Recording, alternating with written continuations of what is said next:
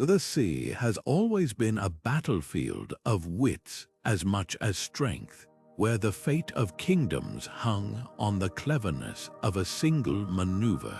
Picture this: a moonless night, the hushed creak of wooden hulls cutting through black water, and an armada of ships gliding toward a city's towering walls, not with the thunder of siege engines, but with silence and subterfuge.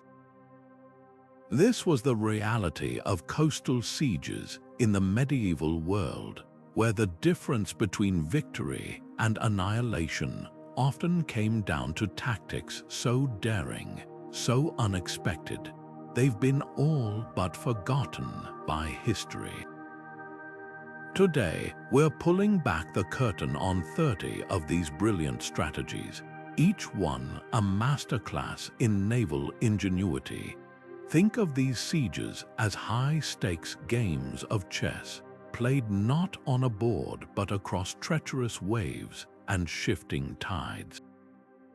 Commanders didn't just rely on brute force, they outthought their enemies using deception, psychology, and even the elements themselves to gain the upper hand. Some fleets feigned retreats to lure defenders into deadly traps. Others used the cover of storms to mask their approach, turning nature into an unwitting ally. And then there were the mind game's false flags, phantom fleets painted on the horizon, or the strategic spread of rumors to sow panic within fortified walls.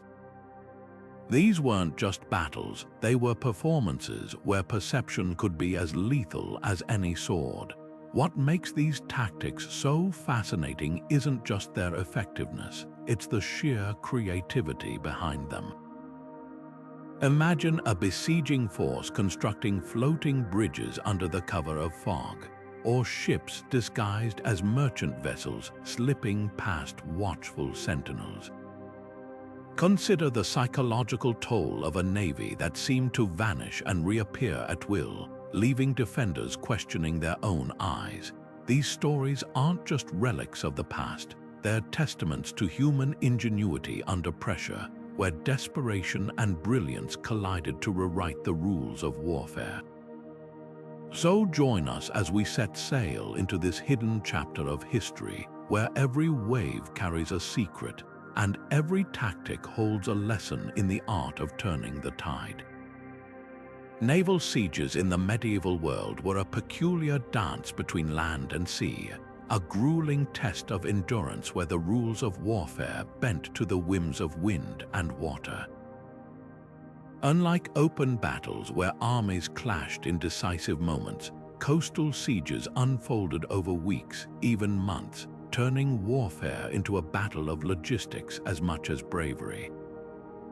Commanders had to master two battlefields at once: the solid ground beneath their siege engines and the ever-shifting sea that could either be their greatest ally or their worst enemy.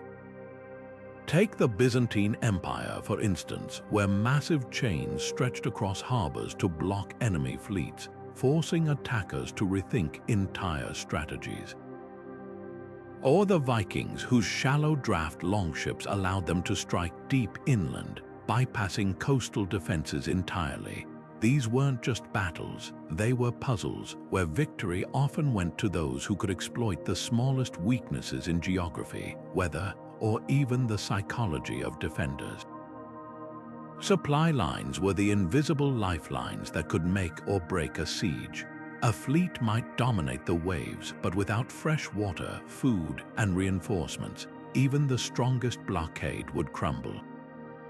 Meanwhile, defenders faced their own nightmare: the slow grind of starvation, the creeping fear that no relief would come.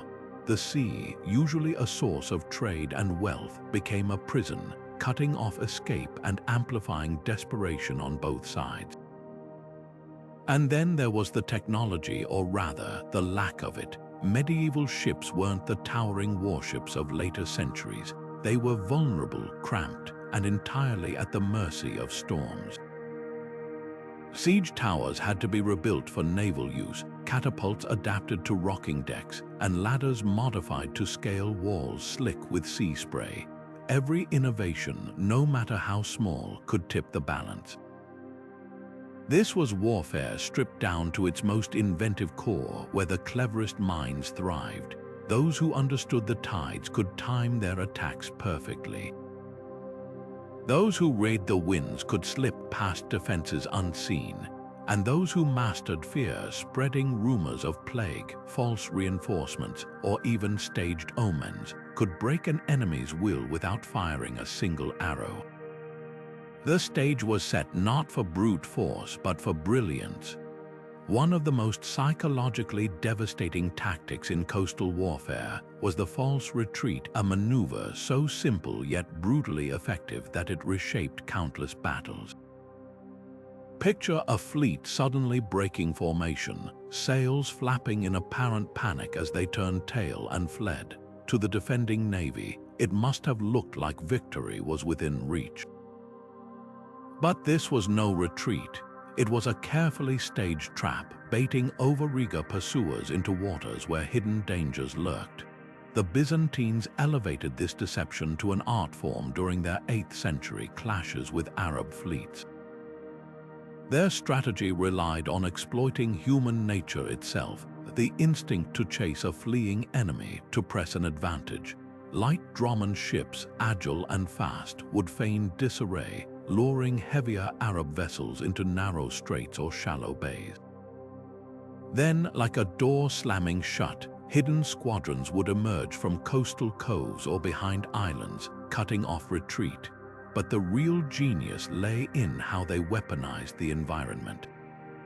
Some accounts describe chains stretched between submerged rocks, invisible until the pursuing ships found themselves tangled like fish in a net. Others tell of reefs deliberately left uncharted, turning the seafloor into a natural trap. Once the enemy was immobilized, Byzantine fire ships, vessels packed with flammable pitch and Greek fire, would sweep in, turning the water into an inferno. This tactic didn't just win battles, it shattered morale. A force that believed it was moments from triumph would suddenly find itself surrounded, outmaneuvered, and burning. The lesson was clear: on the water, appearances were lethal. What seemed like weakness could be a weapon, and the tides themselves could become accomplices in deception. For defenders watching from shore, the horror wasn't just the loss of ships, it was the realization that even the sea they knew could betray them.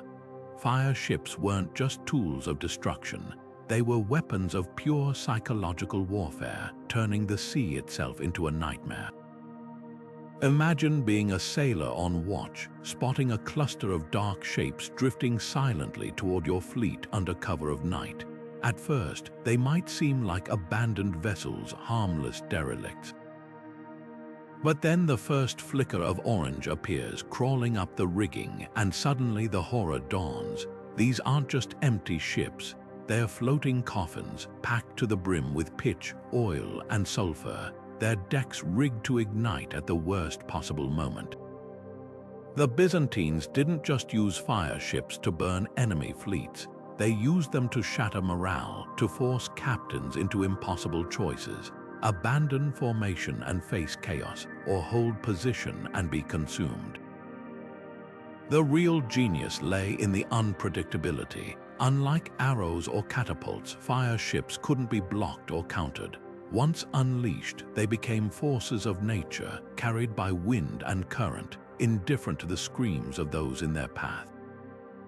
Historical accounts from the Siege of Constantinople describe Arab sailors leaping into frigid waters rather than face the advancing flames, their heavy armor dragging them under. But the terror didn't stop at the physical. Fire ships played on primal fears: the dread of being trapped, of fire meeting water and still winning. Defenders might survive a volley of arrows, but how do you reason with a wall of fire that doesn't care about shields or courage? And the Byzantines weren't alone in this grim innovation. Centuries later, during the Spanish Armada's ill-fated campaign, the English deployed fire ships against the tightly packed Spanish fleet at Gravelines.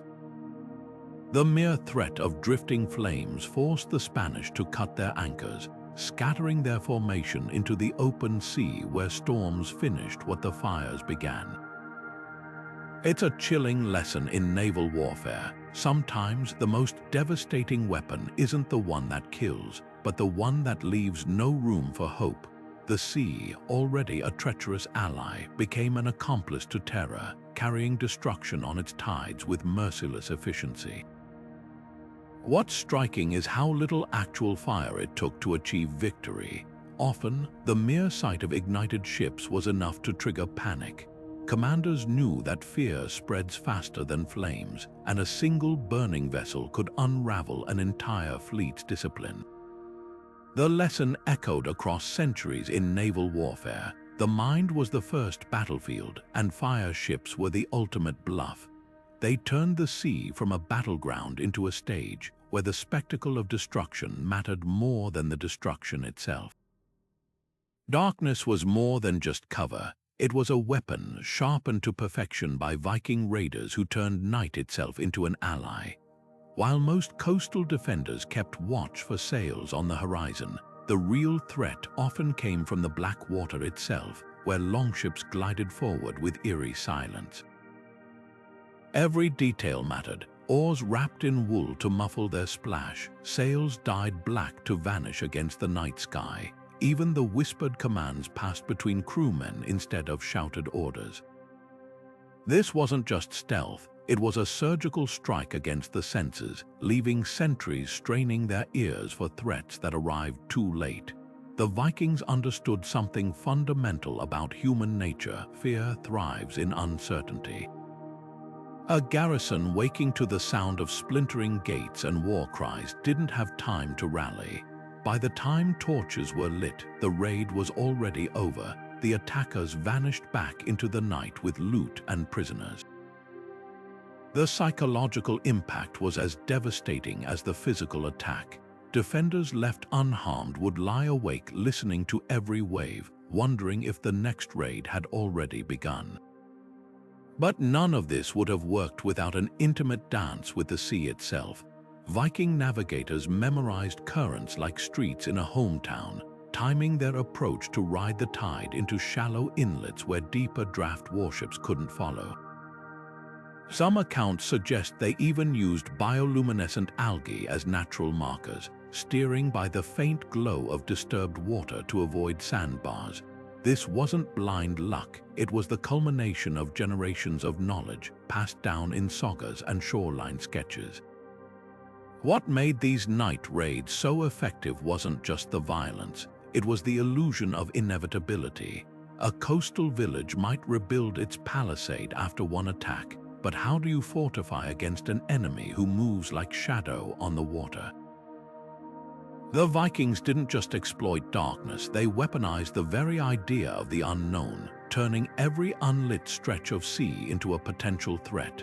For defenders, the raids weren't just battles, they were a chilling reminder that the night could hide fleets, and the waves could carry away their future before dawn even broke. Shallow waters hid some of the most brutal tricks in coastal warfare, where the seafloor itself became a weapon. Defenders learned early that stopping an invasion didn't always require towering walls or fleets of warships. Sometimes all it took was a forest of sharpened stakes lurking just beneath the surface, invisible until the hull of an enemy vessel split open like parchment. These submersible barriers turned geography into an executioner, using the natural rhythm of tides to do the grisly work. Take the Mongol invasions of Japan in the 13th century.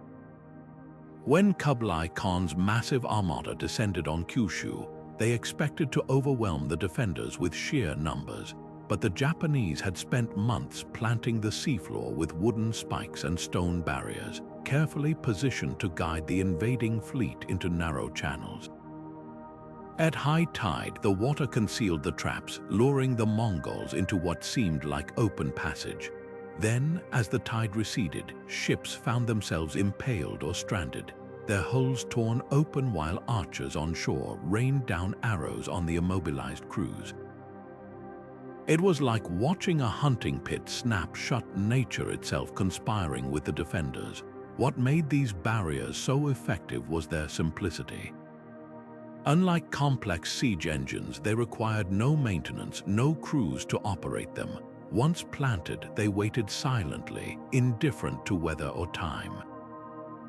Some were even designed to shift with the currents, their positions unpredictable to attackers, and when combined with other tactics, like false channels marked by decoy buoys, they created labyrinths of death where every route seemed open until it was too late. The psychological impact was just as devastating as the physical damage. Imagine being a sailor, hearing the sickening crunch of wood against hidden spikes, feeling your ship list helplessly as water poured in. For invading forces, the realization that even the water beneath them could be hostile shattered any illusion of safety. Defenders didn't just fight with steel and fire. They weaponized the very environment, turning the sea into a collaborator in their defense. This tactic wasn't unique to Japan either. Venetian engineers used similar submerged barriers to protect their lagoon, while medieval European ports lined their approaches with spiked chains that could be raised at a moment's notice. The lesson was universal. In coastal warfare, the battlefield wasn't just on the water, it was beneath it. A clever defender didn't need to match an invader's strength, they just needed to know the tides better. And in that knowledge lay the power to turn the sea itself into an ally, silent and deadly. Feigned surrender was the ultimate act of deception in coastal warfare, a tactic so ruthless it turned the very concept of honor into a weapon. Picture a battered fleet limping toward harbor, their sails torn, their decks lined with wounded men waving white banners. To the defenders watching from the walls, it must have looked like mercy was in order. But behind those tattered flags lay blades freshly sharpened, and crews poised to strike the moment the gates creaked open. This wasn't just betrayal, it was psychological judo, using an enemy's humanity against them. The Genoese perfected this brutal gambit during their 14th century rivalry with Venice. In one infamous incident, a squadron of their galleys approached the fortified port of Chioggia, flying the colors of an allied city. The ruse was meticulous sailors slumped over the rails in feigned exhaustion, decks strewn with what appeared to be bloodied rags. When the Venetian harbor master allowed them entry, the wounded crew erupted into action, slaughtering sentries and throwing open the sea gates for the main Genoese force waiting just beyond the horizon. Within hours, a port that had stood impregnable for generations fell not to siege engines, but to sheer theatricality. What made these deceptions so devastating was their exploitation of medieval warfare's unspoken rules. Surrender wasn't just a tactical decision, it carried moral weight, bound by codes of chivalry and religious obligation. To refuse quarter to a defeated foe was seen as sacrilege. Attackers knew defenders would hesitate before cutting down seemingly helpless men, and that split-second pause was all they needed. The Genoese didn't just break the rules, they weaponized their enemies' adherence to them. Yet the strategy came with razor-thin margins for error. Timing was everything. A premature attack would reveal the ruse, while hesitation could trap the infiltrators inside the harbor with no escape. Successful crews rehearsed every detail, from the angle of their approach to the cadence of their distress signals. Some accounts even mention sailors deliberately wounding themselves with shallow cuts to make their performances more convincing. The lesson was clear. In coastal sieges, the best weapons weren't always steel or fire. Sometimes the most lethal tool was an enemy's expectation of decency. For defenders, the aftermath of such betrayals left scars deeper than any physical damage. After the Genoese took Chioggia, Venetian commanders instituted brutal new protocols. Any surrendering ship was met with archers first, questions later. Trust, once broken, became a luxury no garrison could afford. The sea, already a realm of shifting tides and hidden dangers, now carried a new threat. The smiling enemy, sails white with false peace, hiding annihilation beneath the guise of surrender. The cleverest coastal defenders didn't just use the tides, they rewrote them, turning the sea's natural rhythms into deadly traps. Imagine a fleet of warships gliding confidently into what appeared to be deep, navigable waters, only to feel their hulls grind to a sudden halt as the tide slipped away. This wasn't bad luck, it was sabotage by design. Across medieval Europe and Asia, defenders dug hidden trenches, diverted streams, and even built submerged berms to create artificial shallows perfectly timed to transform a bustling harbor into a ship's graveyard. The Dutch elevated this tactic to an art form during their 80-year struggle for independence from Spain. Facing the might of the Spanish Armada, they didn't just rely on brute force. Instead, they became puppet masters of the waterways. In one brilliant maneuver, Dutch engineers secretly altered the depth of the Scheldt River, luring Spanish galleons into what seemed like safe passage. When the tide turned, those towering ships, once symbols of imperial power, listed grotesquely in the mud, their cannons uselessly pointed at the sky. Stranded crews became sitting ducks for Dutch sharpshooters, who picked them off from the reeds like hunters at a shooting gallery. But the real genius lay in the patience behind these traps. Unlike fire ships or night raids, tidal traps didn't require perfect timing or daring infiltrators. They worked silently, their mechanisms hidden beneath the waves. Some defenders even seeded false charts with misleading depth markers, ensuring invaders would trust their maps straight into disaster. The lesson was clear. In coastal warfare, the environment wasn't just a backdrop, it was a co-conspirator. A clever defender could win battles without firing a single shot, letting the moons pull and the weight of stranded ships do the work instead. What made these tactics so chilling was their inevitability. A ship caught in a tidal trap couldn't fight its way free. No amount of bravery or skill could lift a vessel once the water abandoned it.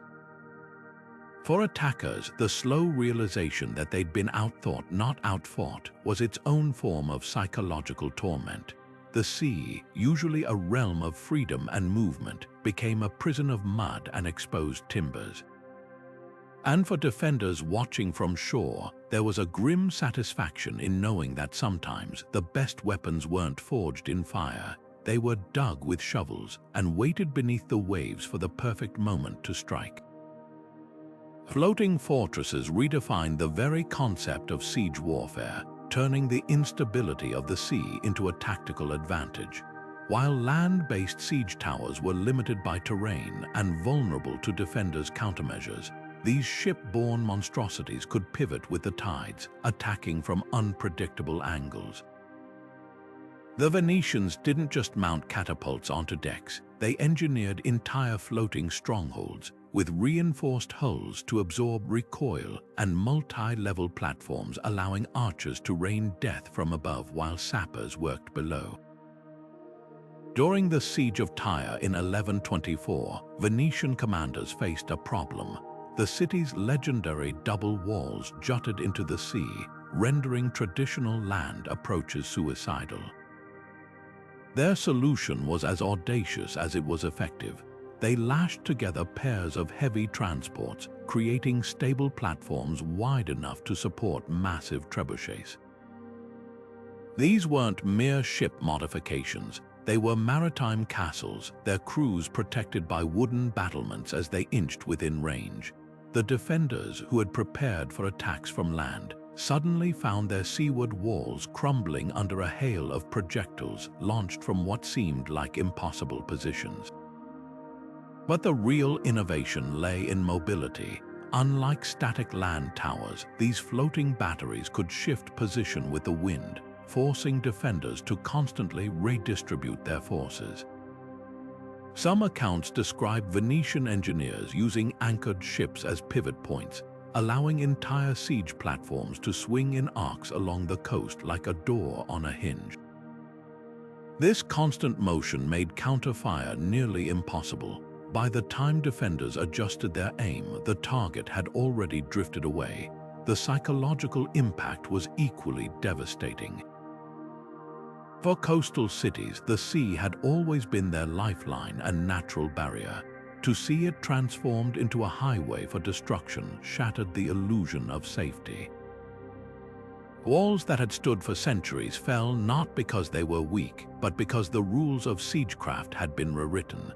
The Venetians proved that in naval warfare, the most formidable fortress wasn't made of stone, it was made of imagination and the willingness to see ships not just as transport but as terrain. What made these floating fortresses so revolutionary wasn't just their firepower, but their versatility. Some were fitted with drawbridges to disgorge assault troops directly onto enemy battlements. Others carried prefabricated siege towers that could be raised once the ship was secured against the walls. The lesson was clear: on water, every limitation could become an opportunity. Where land armies saw obstacles, naval commanders saw vectors of attack, and in that shift of perspective lay the power to turn the tide of history itself. Thirst was a siege commander's silent ally, a weapon that required no steel but could break the strongest walls. When fleets couldn't storm a fortress outright, they turned to a far crueler strategy, poisoning the very water defenders relied on. Imagine the horror of watching your last freshwater spring turn brackish overnight, or the wells that once gushed clear now yielding only undrinkable sludge. This wasn't just warfare, it was environmental sabotage, a slow unraveling of hope as surely as any battering ram. The Knights Hospitaller learned this brutal lesson during the siege of Margat in 1285. Trapped in their coastal stronghold by Mamluk forces, they watched as the enemy systematically dumped salt and rotting carcasses into every freshwater source within reach. Without rain catchment systems, the defenders faced an impossible choice: surrender or die of thirst. Within weeks, even the hardiest knights were reduced to licking condensation from castle walls, their tongues swollen from dehydration. The Mamluks understood something profound. In prolonged sieges, water was more precious than gold, and controlling it meant controlling the fate of everyone behind those walls. But the tactic's true brilliance lay in its psychological toll. Unlike a direct assault which could unite defenders in shared defiance, water sabotage bred paranoia and distrust. Rumors spread faster than thirst was the last clean barrel reserved for officers. Had someone secretly hoarded a flask? Some accounts describe garrisons turning on each other, fighting over damp rags wrung out for drops of moisture. The besiegers didn't just attack the body, they weaponized despair, knowing that a man who hasn't slept for days from thirst will eventually throw open the gates himself. Island strongholds were especially vulnerable. During the Genos blockade of Chios in 1346, defenders watched helplessly as their cisterns were tainted with lime, rendering the water caustic. With no rivers to divert and no hope of relief, surrender became inevitable. Yet this tactic wasn't without risk. Siege crews had to guard their own water supplies fiercely, lest the wind shift and carry poisoned rain back to their ships. The sea, usually a source of life, became a taunting mirror of what they'd stolen from their enemies. What makes these stories so chilling isn't just the suffering they describe, but the cold calculation behind them. Poisoning water required patience, a willingness to win not with a single glorious charge, but with the inexorable grind of days and weeks. It was warfare stripped of all pretense, where victory went not to the strongest, but to those who could endure longest and who understood that sometimes the deadliest weapon was simply waiting. Nothing unnerved coastal defenders more than the sight of sails on the horizon, except perhaps realizing those sails were nothing but a distraction. The decoy fleet tactic turned naval warfare into a magician's trick where the real threat wasn't where the enemy was looking. During the siege of Damietta in 1217, Crusader commanders faced a nightmare scenario. The Ayyubid garrison had fortified the Nile Delta's narrow channels, turning the approach into a killing zone. Their solution, a handful of worn-out cogs and carracks, deliberately made to look like the vanguard of a full assault. As these sacrificial ships lumbered toward the main harbor, their banners flying high, Ayyubid forces massed to repel what they thought was the primary attack. Meanwhile, the real Crusader fleet, fresh galleys with reinforced hulls, slipped ashore 15 miles down the coast, where the river's lesser-used tributary snaked inland. By the time the defenders realized their mistake, knights were already establishing a beachhead behind their lines. The decoys weren't just bait, they were psychological warfare, making the enemy question every movement on the water afterward. The brilliance of this tactic lay in its exploitation of human instinct. Defenders couldn't ignore even a small fleet, what if it carried siege engines or elite troops? Yet committing too many resources to intercept it left other sectors vulnerable.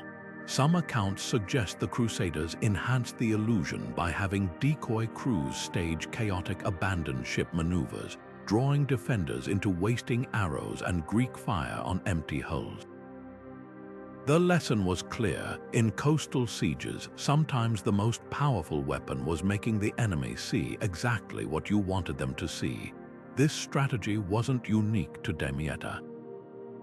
Venetian records describe similar feints during their clashes with Genoa, where aged hulks were set adrift with lanterns burning at night, mimicking an anchored invasion force. The key to success was always the same understanding that naval battles were won not just through strength, but through the careful manipulation of attention.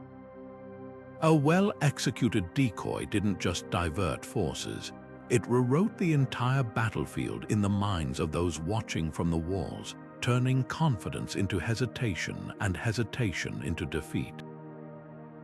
What made these ruses so devastating was their lingering impact. After facing a decoy fleet once, defenders became paralyzed by second-guessing every fishing boat might conceal an assault, every merchant vessel a Trojan horse. The sea, already a shifting and uncertain battleground, became a hall of mirrors where nothing could be trusted. And for attackers, that seed of doubt was often more valuable than any battering ram or siege tower. In the end, the decoy fleet proved a timeless truth. The easiest shores to storm were those where the defenders were looking the wrong way. Siege diversions played on one of warfare's oldest truths: defenders can't be strong everywhere at once. The trick wasn't just drawing attention away from the real target, it was making the diversion impossible to ignore. Take the Norman conquest of Sicily in the 11th century, where Robert Guiscard's forces staged not one, but 3 simultaneous mock landings along the island's northern coast. Muslim garrison commanders, already stretched thin, faced an agonizing choice: commit reserves to repel what might be a feint, or hold back and risk a full-scale breach. The Normans turned this uncertainty into theater. At the primary diversion site near Messina, they loaded transport ships with straw dummies dressed as knights, their helmets glinting in the sun to mimic the real thing. Meanwhile, smaller squads of actual soldiers made noisy displays, lighting extra campfires, beating drums, even staging mock skirmishes on the beaches.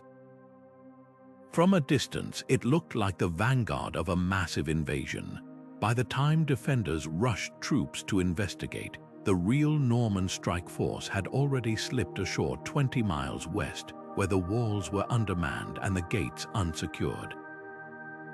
But the brilliance of this tactic lay in its layered deception. A single fake landing might be dismissed as a raid, but multiple coordinated diversions created paralyzing doubt. Some accounts describe Sicilian commanders receiving conflicting reports was the main force at Messina, or the smaller fleet near Palermo. The Normans amplified this confusion by spreading deliberate misinformation through captured fishermen and merchants. By the time the defenders pieced together the truth, their forces were scattered like chess pieces moved to the wrong squares. What made these diversions so effective wasn't just the theatrics, but the psychological toll they took.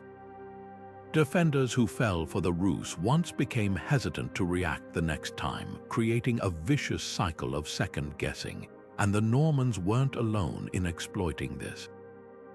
Venetian admirals used similar tactics during the War of Chioggia, sending unmanned fireships toward one harbor entrance while their marines stormed the opposite side. The lesson was universal. In coastal warfare, the illusion of threat could be as potent as the real thing. The real artistry came in the timing. Too obvious a diversion would be ignored, too subtle might go unnoticed.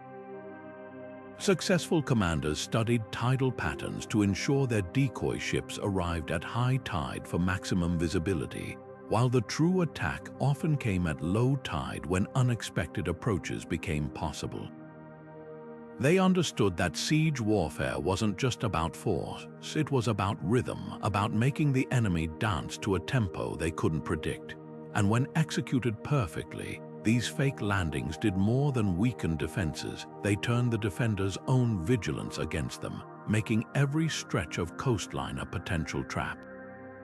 Ship-borne sappers turned the chaos of naval warfare into precision strikes, where the sea wasn't just a battlefield. It was a demolition cruise getaway vehicle. Picture a small boat packed with miners and engineers, shielded by the bulk of a warship as it crept toward a fortified wall under cover of darkness. These weren't ordinary sappers, they were maritime saboteurs, trained to exploit the one weakness coastal defenders dreaded most, the underwater foundation. While land-based siege teams had to dig through layers of earth under constant arrow fire, these aquatic specialists worked with the tide itself, using the sea's natural ebb to conceal their movements. The Knights Hospitaller mastered this tactic during their desperate defense of Rhodes against the Ottomans in 1480. Facing Sultan Mehmed's massive land-based siege engines, the Knights realized they couldn't break the bombardment head-on.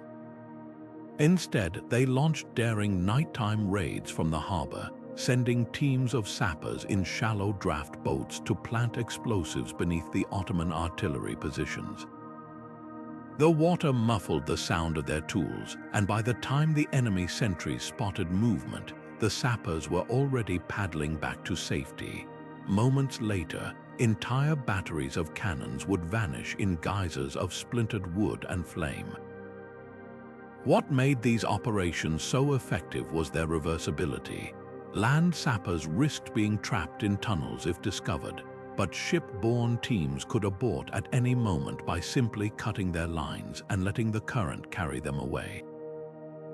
Some accounts describe Hospitaller sappers using weighted bags of quicklime dropped near siege works at high tide, where the rising water would trigger a chemical reaction, boiling the ground beneath Ottoman emplacements. Others rigged makeshift fougasses, submerged barrels of gunpowder anchored to detonate when enemy ships passed overhead. The sea didn't just conceal their work, it amplified it. The Ottomans, accustomed to besieging inland fortresses, were unprepared for this liquid brand of sabotage. Their engineers had no counter for charges planted below the waterline, where their earthworks were weakest. Even when they posted guards along the shoreline, the sappers adapted, swimming the last stretch with waterproofed fuse cords clenched between their teeth. For defenders, these maritime demolitions offered a rare advantage, the ability to strike back without exposing their dwindling forces. Every collapsed siege tower or flooded trench wasn't just a tactical win, it was a psychological blow, proving that even the mightiest land army could be undone by a handful of men who knew how to weaponize the waves. This tactic's legacy endured far beyond Rhodes. Venetian engineers later refined it during the defense of Candia, using submerged mines to cripple Ottoman supply ships. The lesson was clear. In coastal sieges, the real battle often happened beneath the surface, where the sea hid both the means of destruction and the path to survival.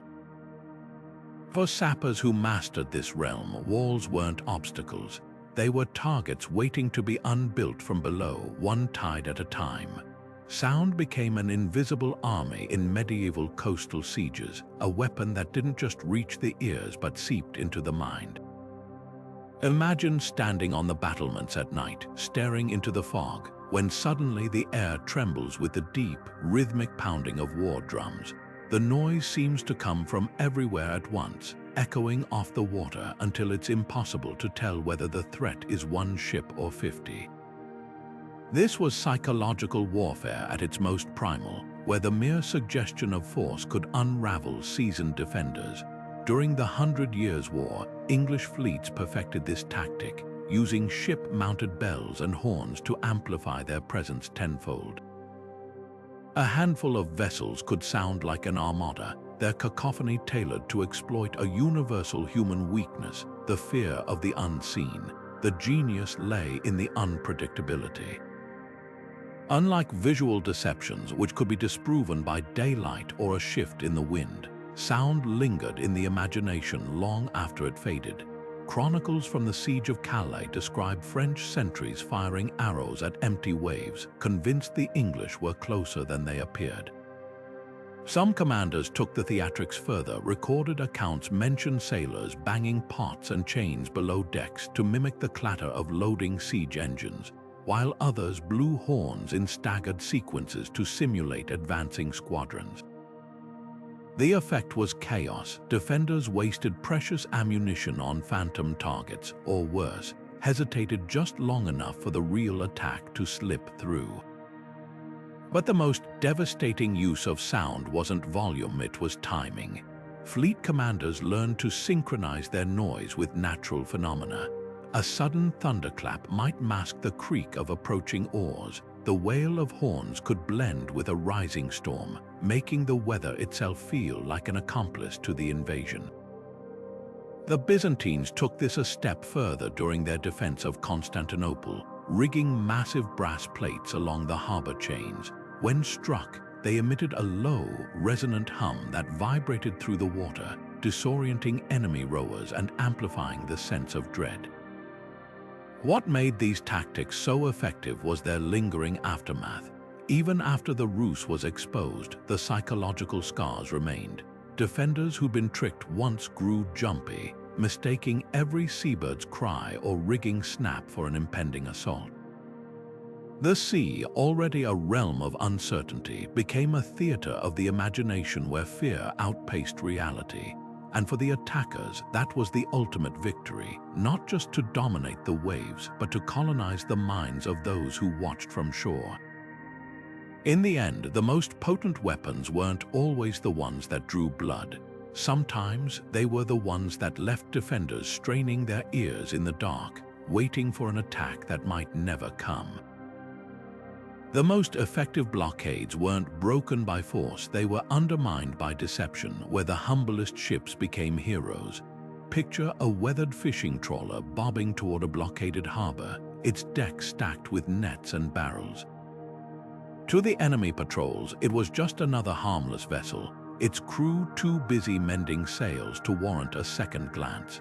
But beneath those fish-scented planks lay sacks of grain, bundles of arrows, or even a disguised nobleman carrying vital intelligence.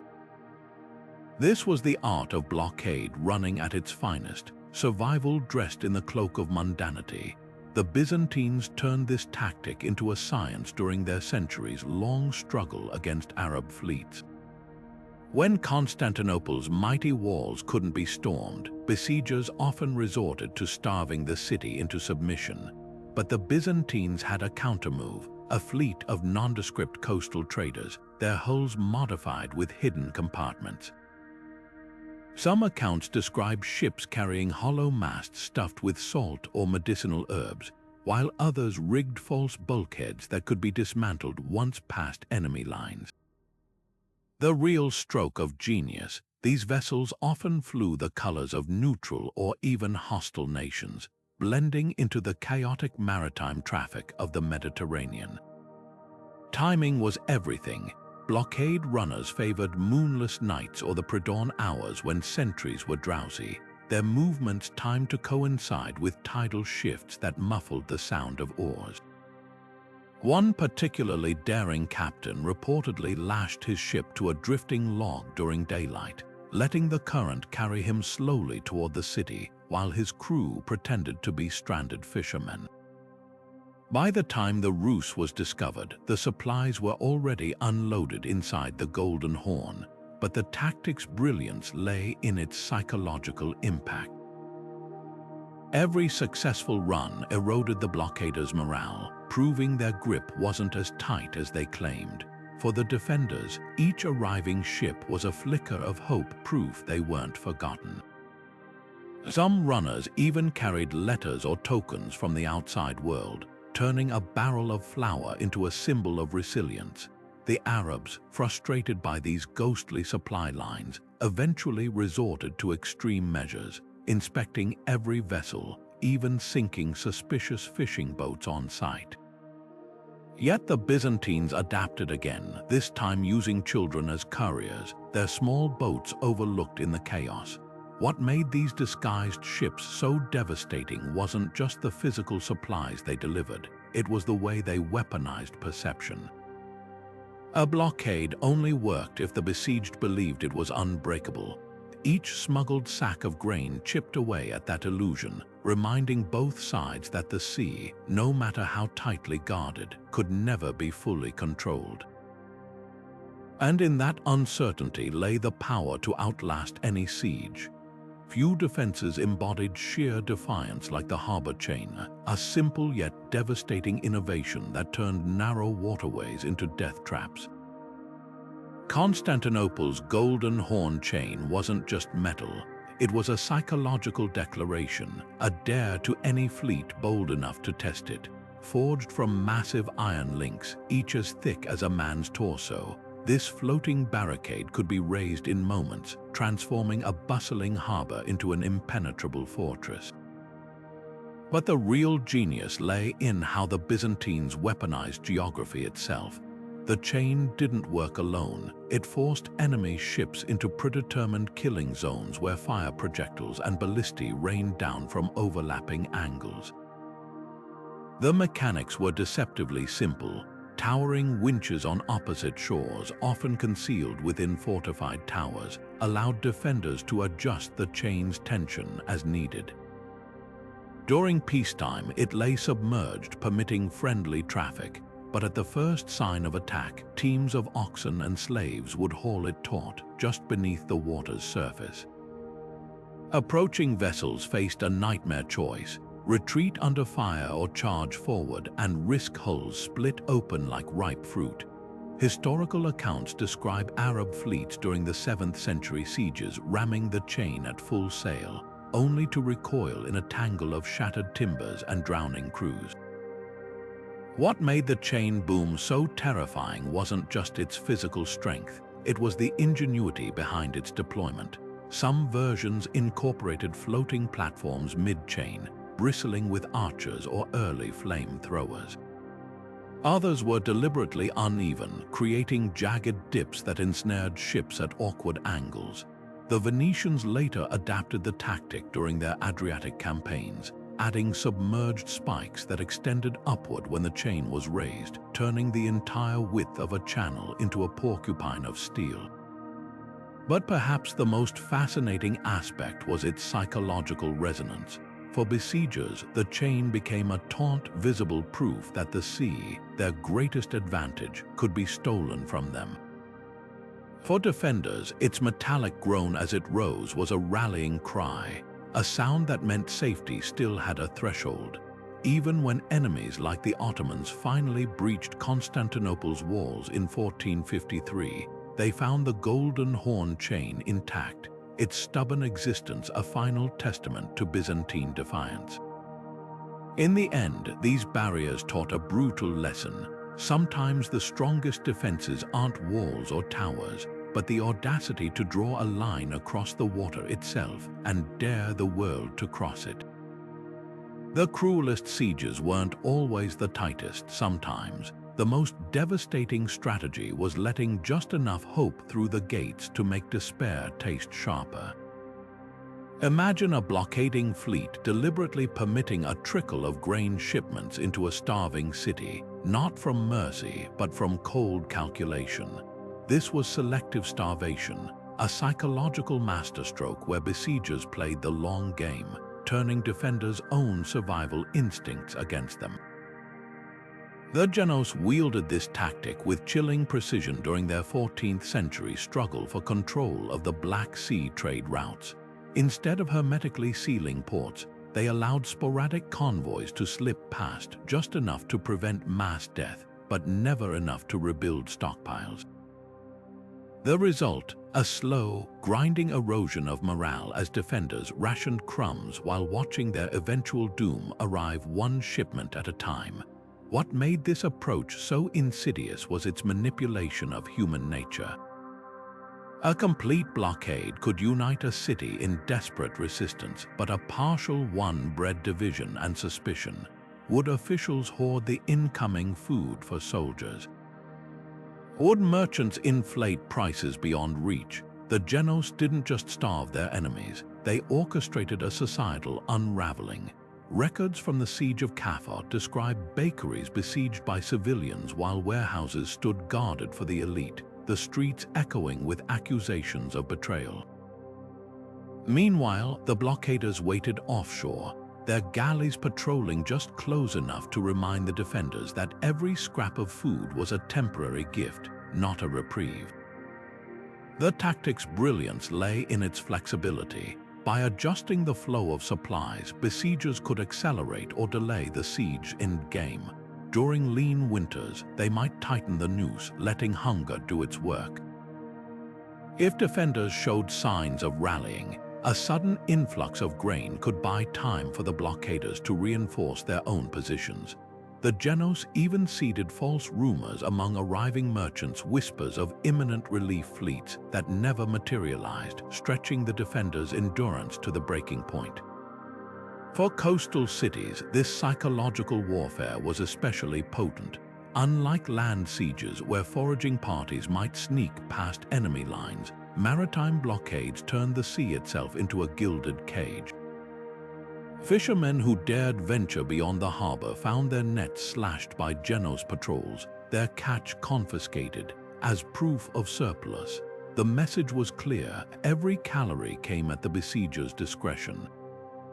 And when surrender finally came, it was often with eerie civility, the defenders too exhausted for defiance, the victors having won not just a city, but the chilling acknowledgement that resistance had been futile from the start. The legacy of these controlled blockades lingers in modern siegecraft, but their true innovation wasn't logistical, it was philosophical. They proved that the most effective sieges weren't about brute deprivation, but about controlling the rhythm of hope. A starving man might fight like a demon, but a man who's been taught to measure his hunger in spoonfuls, he's already half defeated. And in that grim arithmetic lay the Genos triumph, the ability to make time itself a weapon, and every loaf of bread a ticking clock. Nothing shattered a defender's focus like the spectacle of chaos at sea, especially when that chaos was an elaborate lie. The fake naval battle tactic turned deception into high theater, with two allied fleets staging a ferocious clash just beyond the harbor, their sails billowing with enemy colors, their decks alive with staged combat. To observers on shore, it appeared a rival force had arrived to challenge the besiegers, a potential reprieve worth watching closely. Meanwhile, the real assault force crept toward undefended sections of the wall, their oars muffled by the distant din of clashing swords and roaring men. The Siege of Acre in 1191 became the textbook example of this gambit. Richard the Lionheart's crusaders coordinated with a contingent of Pisan ships to stage a brutal, yet entirely bloodless battle offshore. Sailors swung blunt weapons at one another with exaggerated fury, while barrels of pitch were set alight to mimic burning hulls. The Acre garrison, already strained by months of siege, rushed to the seaward battlements, convinced they were witnessing a divine intervention. By the time the ruse was discovered, English sappers had already breached the landward gate, their ladders propped against walls left unmanned in the distraction. What made this tactic so devastating was its exploitation of human psychology. A distant battle triggered two irresistible impulses: the hope of rescue and the urge to witness a rival's downfall. Defenders who should have been scanning the horizon for stealthy approaches instead fixated on the drama unfolding offshore, their attention hijacked by the illusion of shifting fortunes. The noise alone was weaponized drums pounding, men screaming, the metallic clang of staged swordplay echoing across the water to mask the scrape of grappling hooks on stone. Yet executing such a ruse demanded meticulous choreography. Ships had to maintain just enough distance to prevent defenders from spotting the lack of real casualties, while still appearing close enough to pose a threat. Some accounts describe crews using pig's blood and pre-cut ropes to simulate damage, while others floated dummies in the waves to mimic fallen sailors. The risk of discovery was ever present. One slip in timing or a shift in the wind could expose the charade, but when performed flawlessly, the payoff was unparalleled. For defenders, the aftermath was a masterclass in humiliation. Not only had they been outmaneuvered, but they'd actively participated in their own deception, their vigilance sacrificed to the allure of a spectacle.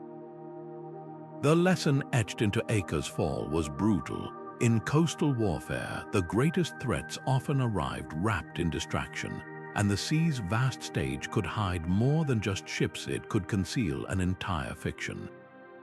Sometimes the best way to defend a harbor wasn't to build walls, but to unbuild the water itself.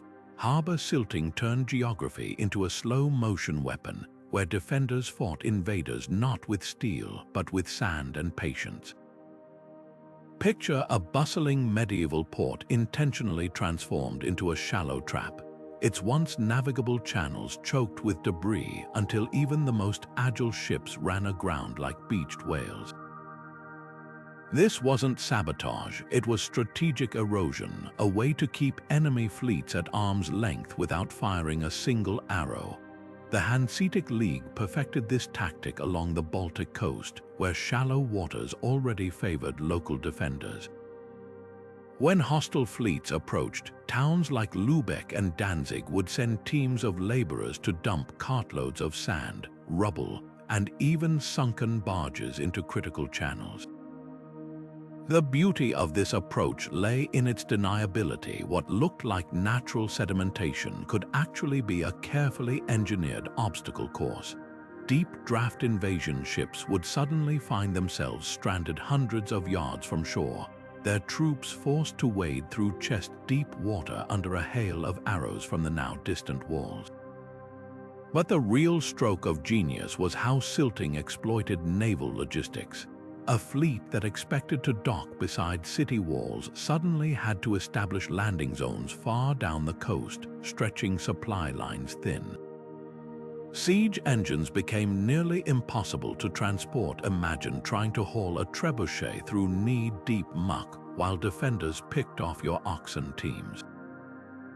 Meanwhile, the defenders gained precious days or even weeks to call up reinforcements, as attackers struggled to improvise causeways or lighten their ships enough to approach. Some cities took the tactic further, combining silting with tidal manipulation.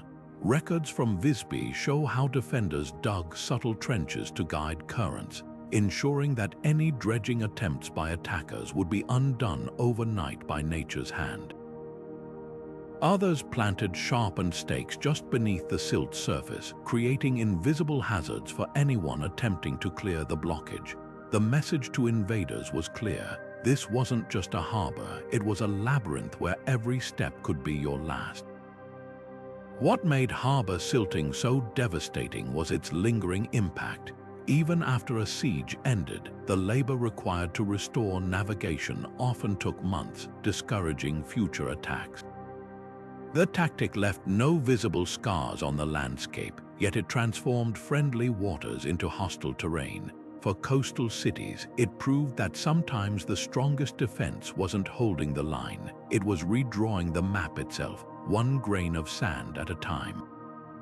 The Venetians faced a paradox: how to defend a city built on water without solid walls to anchor their defenses. Their solution was as bold as it was counterintuitive. They turned their own ships into a submerged fortress. When naval battles left galleys damaged beyond repair, these vessels weren't discarded, they were strategically scuttled, their hulls deliberately sunk to create a labyrinth of underwater hazards. Imagine an invading fleet entering the lagoon, confident of clear passage, only to hear the sickening crunch of timber as their keels tore open on hidden ship skeletons. This was defense by sabotage, where every sunken wreck became a silent sentinel. The brilliance of ship graveyards lay in their unpredictability. Unlike static barriers like chains or stakes, these obstacles shifted with the tides, their positions known only to local pilots. Venetian navigators memorized the submerged graveyards like chessboards, guiding friendly ships through safe channels while luring enemies into deadly traps. During the War of Chioggia in the 14th century, the Genoese learned this the hard way. Their fleet, pursuing what seemed like a retreating Venetian force, suddenly found itself funneled into a narrow stretch of water, only to realize too late that the retreat had been a ruse to draw them over a sunken barricade of old warships. The Genoese vessels, heavier and deeper drafted, impaled themselves on the wrecks, leaving them stranded for Venetian archers to pick off at leisure. But the real masterstroke was psychological. A harbor protected by visible chains or towers at least offered invaders a clear challenge to overcome. Ship graveyards, by contrast, turned the sea itself into a question mark. Attackers never knew whether the next fathom of water hid a razor-sharp mast or a harmless sandbar. Some Venetian accounts describe enemy captains ordering crews to lean over the rails, peering into the murk for hints of wreckage, a distraction that made them easy targets for shore-based artillery. Others tell of invaders abandoning entire campaigns after losing too many ships to these invisible teeth. The Venetians weren't alone in this grim innovation. Centuries earlier, the Byzantines had clogged the entrance to the Golden Horn with aged merchant hulks during Arab sieges. What set Venice apart was the scale and permanence of their underwater fortifications. Over time, the lagoon's ship graveyards became institutionalized, with officials recording wreck positions in coded logbooks passed down through generations of harbor masters. Some wrecks were even enhanced, filled with stones to make them deadlier or fitted with iron hooks to better snag enemy hulls. What made this tactic so enduring was its brutal efficiency. Unlike stone walls that required constant maintenance, ship graveyards grew stronger as time passed. Barnacles encrusted the wood, making it harder to dislodge. Silt settled around the wrecks, anchoring them deeper. And when new wars rendered old barriers obsolete, the Venetians simply sank more ships, layering their defenses like pages in a history book written in brine and timber. For invaders, it was a chilling lesson. In Venice, even defeat could be recycled into victory, and the bones of lost fleets rose from the depths to defend the city that had abandoned them. Floating firebomb barrages redefined naval terror, transforming ships from transport vessels into engines of apocalyptic destruction. Picture a medieval galley, not just bristling with arrows, but heaving with catapults loaded with clay pots that shattered on impact, unleashing rivers of fire that water couldn't extinguish. This wasn't mere bombardment, it was chemical warfare on the waves, where a single well-aimed shot could turn an enemy deck into an inferno. The Byzantines, masters of Greek fire, took this tactic to horrifying new heights during their 8th century clashes with Arab fleets. Their Draman ships didn't just carry the infamous liquid flame, they weaponized its delivery, engineering torsion catapults capable of hurling firepots hundreds of feet with terrifying accuracy. The true horror lay in the payload's versatility. Some pots contained the classic Greek fire, a napalm-like concoction of pine resin, sulfur, and naphtha that clung to skin and sails alike. Others held quicklime, which exploded into caustic clouds when mixed with seawater, burning lungs and blinding crews. But the most devastating were the hybrid munitions, layered vessels designed to fracture on impact, releasing a cascade of flaming liquid followed by quicklime's suffocating dust. Attackers faced an impossible choice: suffocate in the smoke or risk dousing themselves in water that would only intensify the chemical reaction. Timing was everything. Byzantine crews trained to launch their barrages at the peak of a ship's roll, using the wave motion to extend their range. Contemporary accounts describe Arab sailors watching in helpless dread as glowing arcs streaked across the night sky, knowing each one could spell doom. The psychological impact outstripped even the physical damage. Fleets would scatter at the mere sight of firepot catapults being winched into position, their discipline unraveling before a single shot was loosed. What set these floating artillery platforms apart was their mobility. Unlike land-based siege engines anchored to one position, firebomb ships could adjust their angles with the tides, repositioning to exploit weak points in enemy formations. During the siege of Constantinople in 717, Byzantine defenders used the current to drift their firepot ships behind the Arab blockade, raining destruction from unexpected quarters. The lesson was clear: on water, fire didn't just burn, it hunted. Yet the tactic's brilliance came with gruesome risks. A single mishap, a misfired catapult, a cracked storage jar, could turn the weapon against its users. Some accounts tell of Byzantine crews sacrificing their own ships, steering flaming hulks into enemy lines when all hope was lost. The floating firebomb barrage wasn't just a tool of war, it was a declaration that some victories were worth risking hell itself to achieve.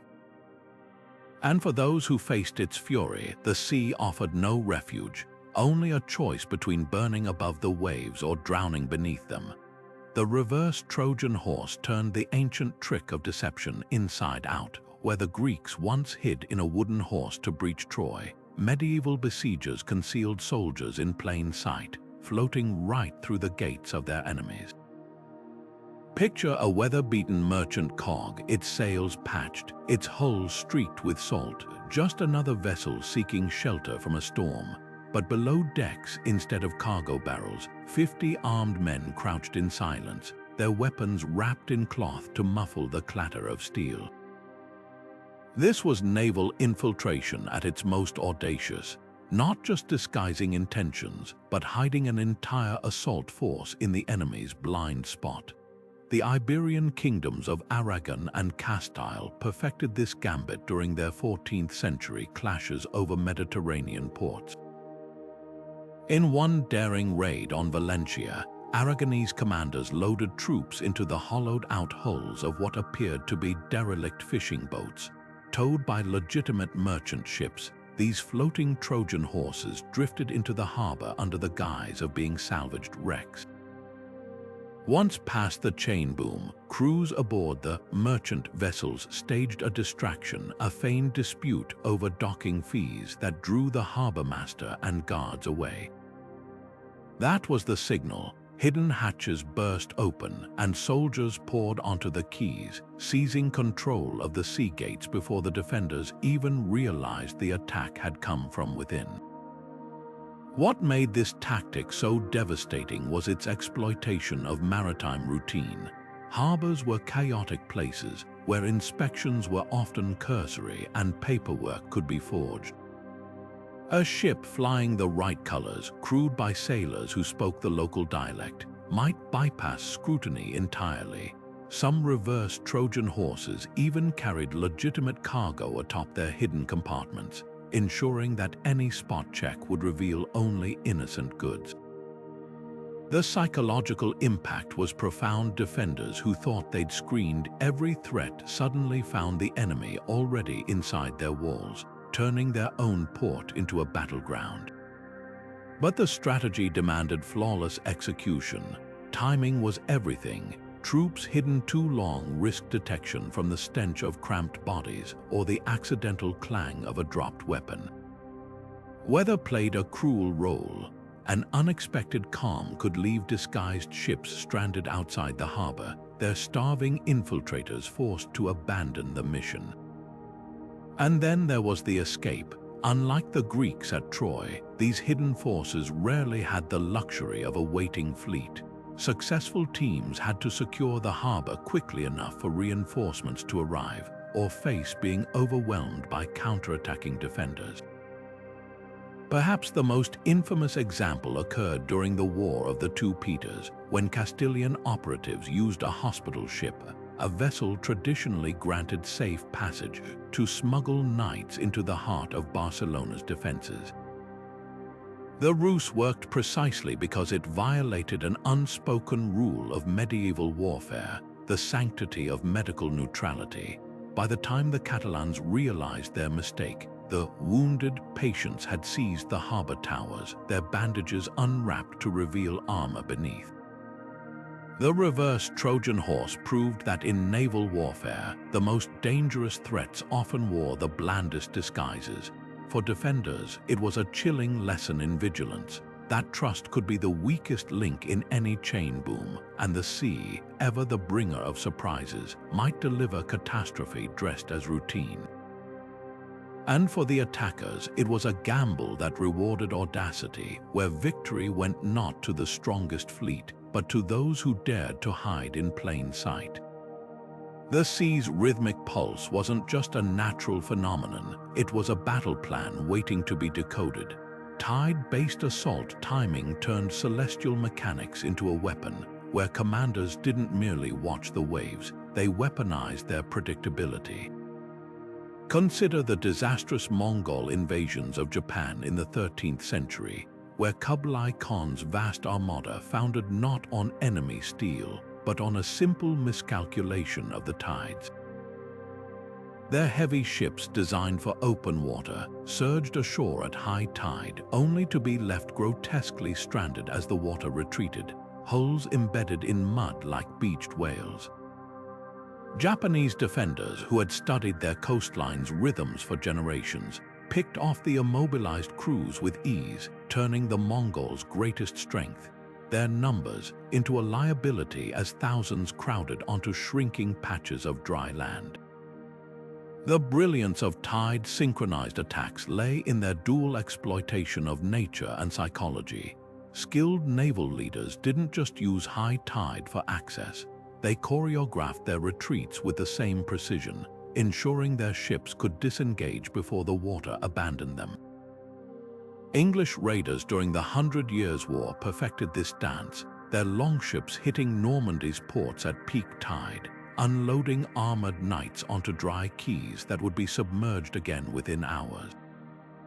By the time French reinforcements arrived, the attackers were already riding the ebb tide back to sea, leaving nothing but scorched warehouses and bewildered defenders. But mastering this tactic required more than just lunar charts. It demanded intimate knowledge of local quirks. The Bay of Mont Saint-Michel, with its 40-foot tidal swings, became a death trap for invaders who didn't account for its swirling currents. Venetian admirals kept handwritten logs of Adriatic tide patterns, noting how certain inlets remained navigable hours after the main harbor had drained.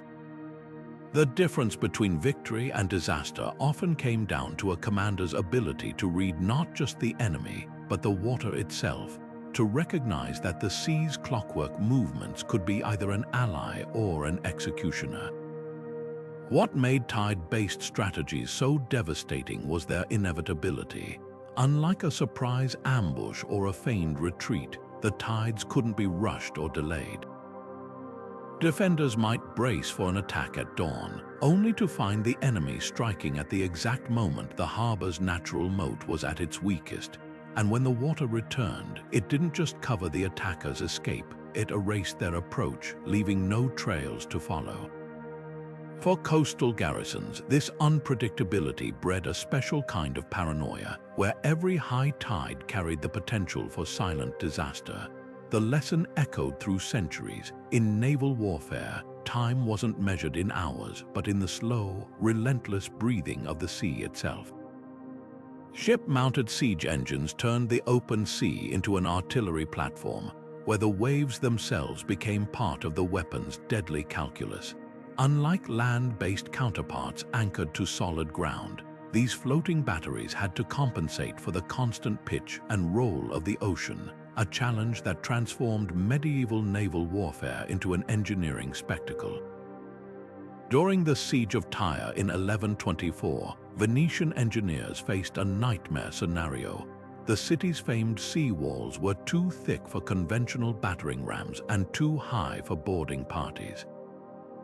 Their solution, massive trebuchets mounted on reinforced transport ships, their counterweights swinging in precise rhythm with the swell. Each shot wasn't just a test of accuracy, but of balance, as crews learned to time their releases between waves for maximum stability.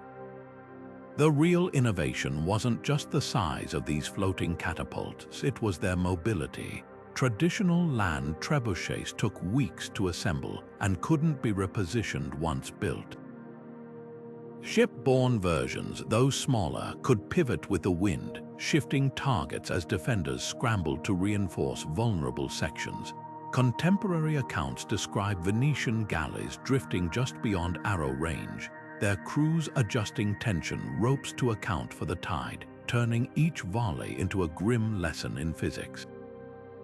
The psychological toll on Tyre's defenders was immense walls that had withstood decades of assaults, now crumbled under bombardment from angles they'd never considered.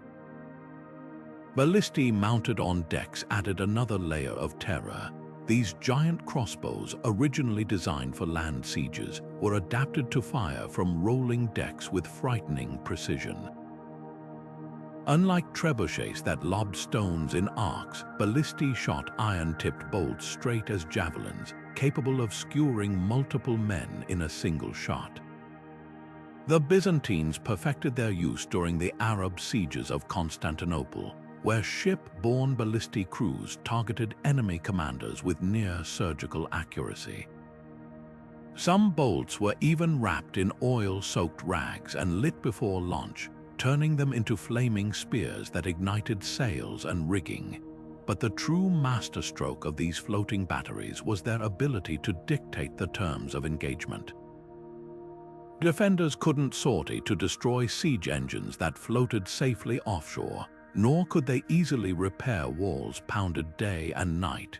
The Siege of Tyre dragged on for months not because the Venetians lacked strength, but because they'd turned patience into a weapon, their ships becoming a permanent storm on the horizon, each tide bringing fresh devastation. By the time the city fell, its once proud sea walls resembled broken teeth, a testament to the relentless power of siege engines that had harnessed the sea's motion instead of fighting against it. What made these tactics so revolutionary was their adaptability. Later iterations saw ships customized specifically for siege roles, with reinforced decks to absorb recoil and rotating platforms for wider firing arcs. The lesson echoed across centuries. In naval warfare, mobility could outweigh sheer power, and the ability to bring the mountain to Muhammad, or in this case, the trebuchet to the tide, changed the very geometry of coastal combat. For defenders, the sight of these floating artillery platforms redefined the meaning of vulnerability, proving that no wall was truly safe when the sea itself could become a highway for destruction. Barrels bobbing innocently on the waves might have seemed like flotsam until they erupted into fireballs, turning the sea itself into a killing field. Centuries before modern naval mines, medieval commanders harnessed the same principle: floating bombs disguised as driftwood or abandoned cargo, set loose to wreak havoc among enemy fleets. The Chinese Song dynasty refined this brutal innovation during their 12th century river battles, packing wooden casks with gunpowder, scrap metal, and quicklime. These weren't just explosives, they were environmental weapons. When a barrel shattered against a hull, the quicklime reacted violently with water, creating a toxic cloud that blinded crews while flames licked through splintered decks. Timing was everything. Engineers calculated drift patterns based on seasonal currents, sometimes anchoring barrels just below the surface with submerged nets. During the Battle of Keishi in 1161, Song sailors waited for the Jin fleet to cluster at a river bend before releasing hundreds of these fire crates downstream. The result was carnage, ships colliding in panic as explosions walked through their formation like an invisible giant's footsteps. What made these early mines so terrifying was their randomness. Unlike arrows or catapults, their paths couldn't be predicted, forcing crews to eye every floating object with suspicion. The Mediterranean adapted the concept with a grisly twist. Venetian archives describe death barrels deployed during the War of Chioggia, explosives hidden among wine casks meant for Geno's troops. When unsuspecting sailors hauled them aboard, hidden friction triggers ignited the payload. Psychological warfare became part of the design. Some barrels were deliberately left half-submerged to mimic shipwrecks debris, while others bore false markings from neutral cities to lure victims closer. Yet the tactic's true genius lay in its economy. A single well-placed barrel could cripple a warship worth a year's treasury, making it the ultimate asymmetric weapon. Defenders learned to patrol with grappling hooks, dragging suspicious objects away, but even vigilance had limits. Like the sea itself, these primitive mines were capricious, offering no warning before their fury erupted.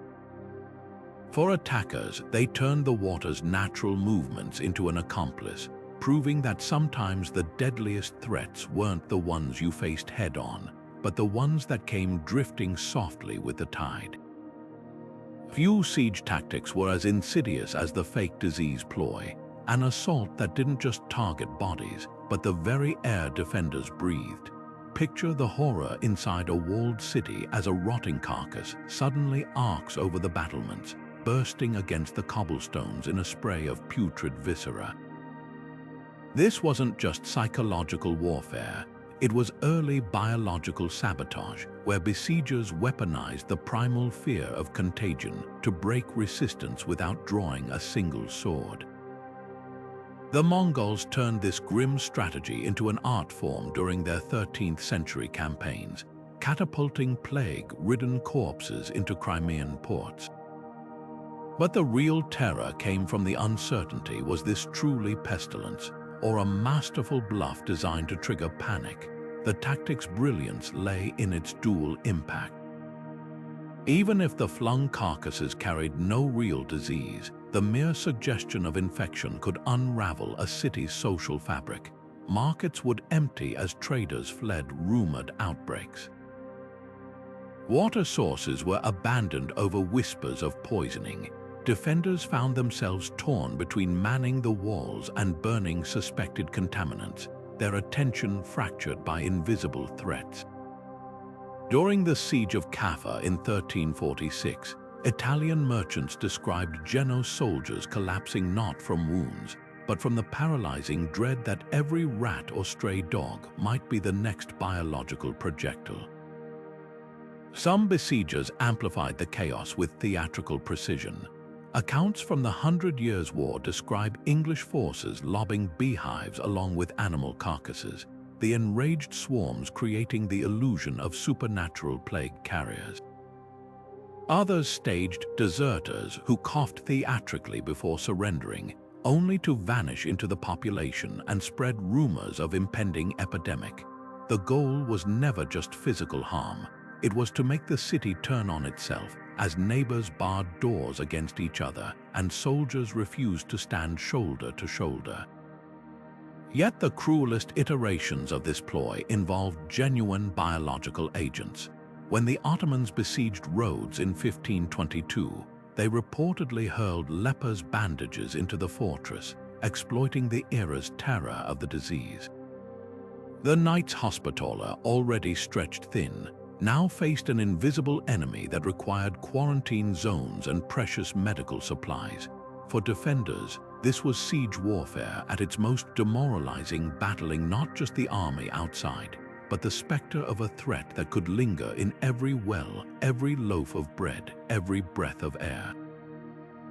What made the fake disease ploy so devastating was its ability to mutate alongside human fear. Whether the contamination was real or imagined mattered less than the chaos it unleashed. A city that could withstand battering rams and fire arrows might still crumble when its people became convinced the walls couldn't keep out the deadliest foe of all, the one they couldn't see. And for the attackers, that was the ultimate victory, turning the defenders' own survival instincts into the siege engine that breached their gates. Fire has always been a primal weapon of war, but few wielded it with as much cunning as those who turned flames into a distraction. The diversionary fire tactic transformed entire coastlines into stages for psychological warfare, where the real attack often came from the opposite direction of the burning horizon.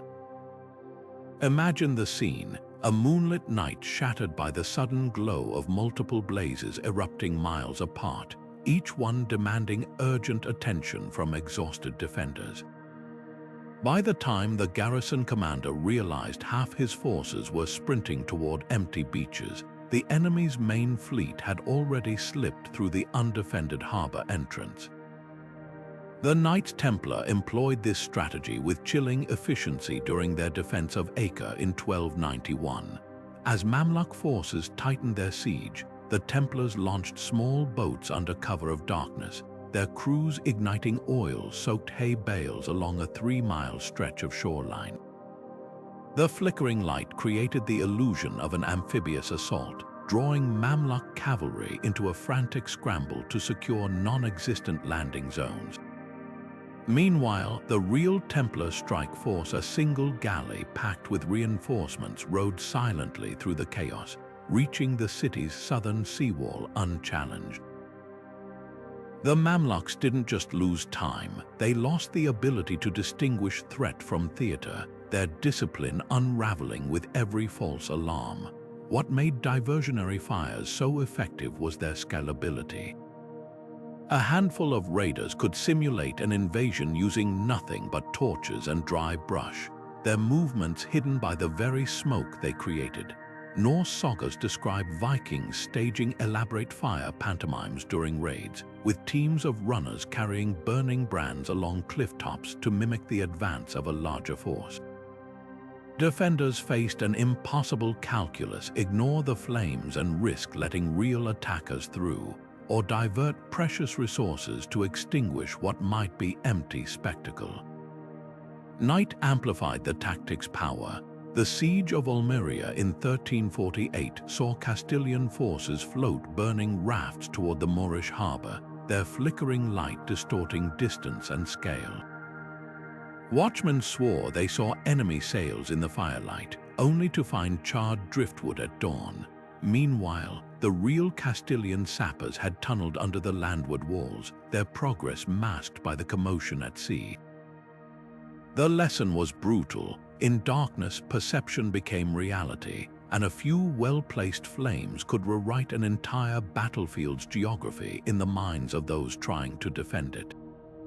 Yet the tactic's true brilliance lay in its aftermath. Even after the ruse was exposed, the psychological scars remained. Defenders who'd fallen for the trick once became hesitant to react to any fire, creating a paralyzing cycle of doubt. Attackers could return weeks later to find garrisons ignoring legitimate threats, their trust in their own senses shattered. The diversionary fire proved that in coastal warfare, sometimes the most devastating weapon wasn't the one that burned ships, but the one that burned confidence itself. The most brilliant coastal sieges didn't just attack walls. They erased them, turning ships into bridges that could span rivers, moats, or even the gaping maw of a fortress's defenses. Imagine a fleet not just carrying soldiers, but transporting the very means to bypass obstacles, entirely prefabricated wooden bridges stowed below decks, ready to unfold like deadly origami at a moment's notice. This was naval siegecraft at its most audacious, where vessels became more than transport. They were modular siege engines in disguise. The Normans mastered this tactic during their 11th century conquest of southern Italy, where coastal castles often relied on natural moats created by rivers or tidal flats. Instead of wasting months building traditional siege towers, Norman commanders loaded their ships with collapsible assault bridges, sturdy wooden platforms, hinged to swing outward and lock into place. When the tide was high, these ships could nose right up to a castle's seaward walls, their gangplanks transforming into instant drawbridges. Suddenly, the defenders' greatest advantage, the water surrounding their stronghold, became a highway for invasion. But the real stroke of genius was in the bridge's adaptability. Some versions could extend over 30 feet, allowing ships to maintain a safer distance from arrow fire while still deploying troops directly onto battlements. Others were designed with spiked undersides, embedding themselves into stonework to prevent defenders from dislodging them. The Siege of Bari in 1068 saw Norman engineers improvise an entire floating causeway by lashing ships together side by side, their interconnected bridges forming a stable pathway for armored knights to charge across what should have been impassable water. The psychological impact was devastating. Defenders accustomed to the slow grind of traditional sieges now faced an enemy that could redeploy its approach routes overnight. A castle might repel an assault at dawn, only to find a new bridge materializing from an unexpected angle by dusk. And unlike static siege engines, these ship-borne bridges could be reused, allowing Norman fleets to strike multiple targets in rapid succession without pausing to rebuild.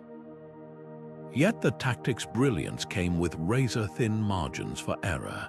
Timing the tide wrong could leave bridges dangling uselessly above or below the target. Winds that shifted mid-assault might push ships askew, stranding attackers on unstable planks. The Normans countered these risks with meticulous preparation. Scouts charted tidal patterns for months in advance, while bridge crews trained to adjust their angles on the fly. What made this innovation so enduring was its simplicity. Later Crusader armies adapted the concept at the Siege of Acre, using ship-borne bridges to bypass the city's submerged harbor chains. Venetian engineers refined it further, creating modular bridge sections that could be assembled like puzzle pieces to span unpredictable gaps. The lesson was clear: in coastal warfare, mobility trumped brute strength, and the most formidable walls could be undone not by shattering them, but by simply stepping over them. For defenders, it was a chilling reminder that the sea they relied on for protection could, in the right hands, become nothing more than a stepping stone to their defeat. Darkness wasn't just an absence of light, it was a tactical asset, and the most skilled naval commanders knew how to weaponize it. On moonless nights, when the sea merged with the sky into an impenetrable void, fleets would vanish entirely, extinguishing every lantern, muffling every creak of timber, and letting the currents carry them toward their targets like ghosts. This was the blockade of moonlight, a strategy that transformed the natural rhythms of the night into a cloak of invisibility. The Vikings, masters of psychological terror, used this tactic to chilling effect during their raids along the English coast.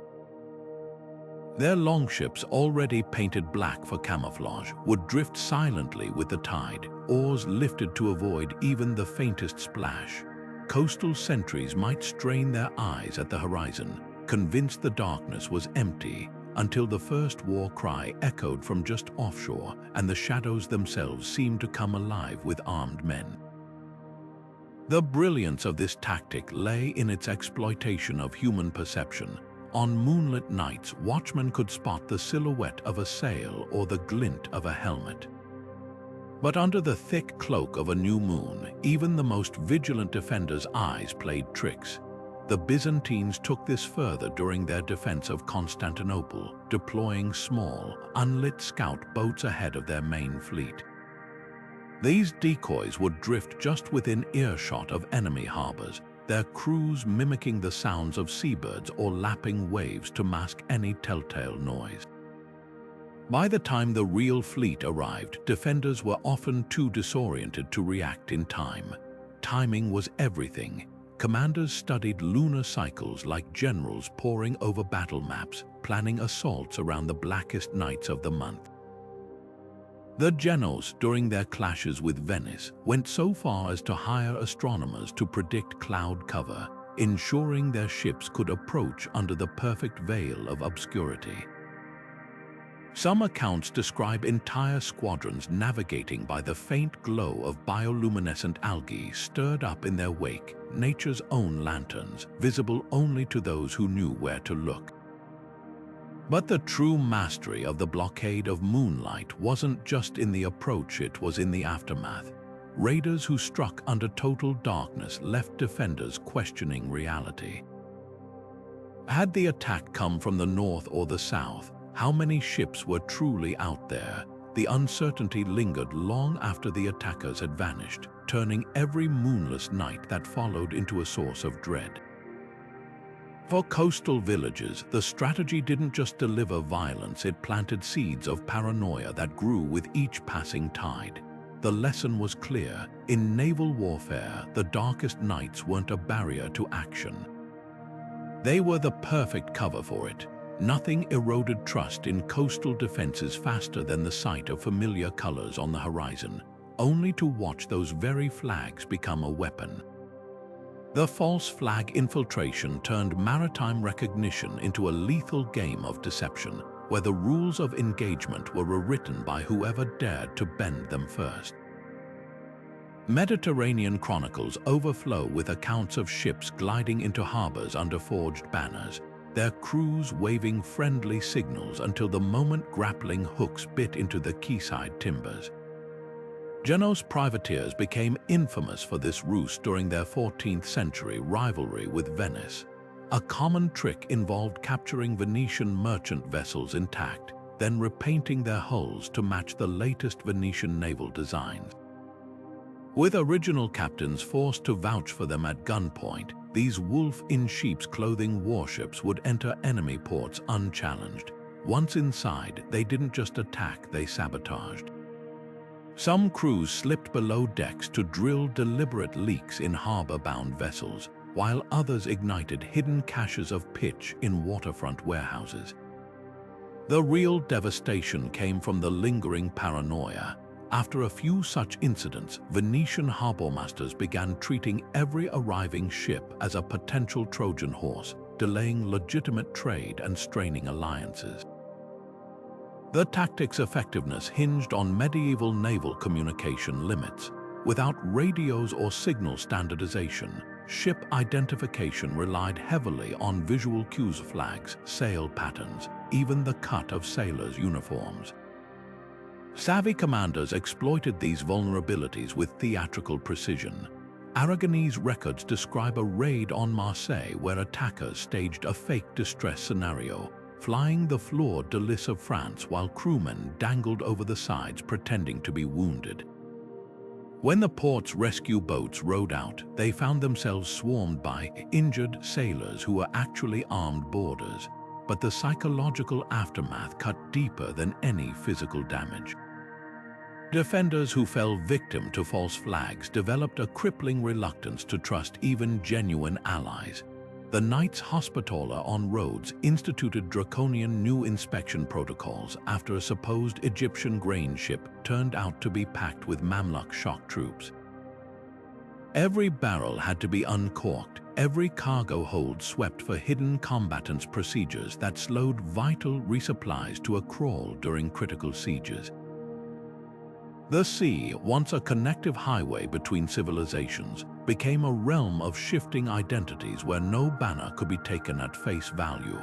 What elevated this tactic beyond simple trickery was its layered execution. The best false flag operations didn't just mimic appearances, they replicated behaviors. Crews studied their enemies' sailing styles, learning to mimic the distinct rowing cadence of Venetian galleys or the sail-trimming habits of Byzantine dromons. Some infiltrators even staged fake disputes on deck, knowing harbor sentries would dismiss a ship where sailors appeared too disorganized to pose a threat. The lesson for coastal defenders was brutal. Vigilance wasn't enough when deception had mastered every detail. In the end, the false flag didn't just breach harbors, it shattered the foundational trust that made naval commerce possible, leaving every wave suspect and every friendly sail a potential lie.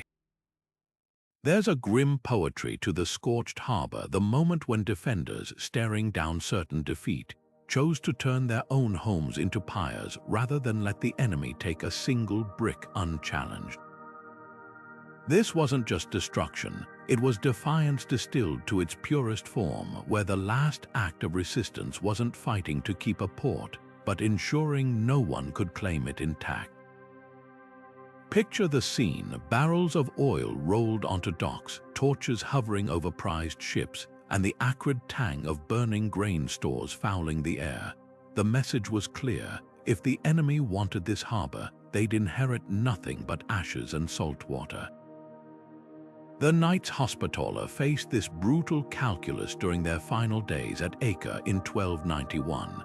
As Mamluk forces breached the seawalls, the Knights' new retreat was inevitable, but surrender was unthinkable. Instead, they orchestrated a controlled inferno, igniting warehouses stocked with centuries' worth of supplies. Flames raced along the quays, consuming everything from siege engines to medical stores, while their last remaining galleys, too damaged to escape, were scuttled at the harbor mouth, their skeletal hulls forming a makeshift barrier against pursuit. The Mamluks, who had dreamed of seizing Acre's legendary docks intact, waded into a wasteland of charred timber and bubbling pitch. What made the scorched harbor so devastating wasn't just the material loss, it was the psychological blow. Invaders who expected to replenish their own dwindling supplies from captured storerooms instead found themselves standing in the wreckage of someone else's stubbornness. The Byzantines employed a similar tactic during their desperate defense of Constantinople in 1453, burning the Genos Quarter's docks to slow Ottoman advances.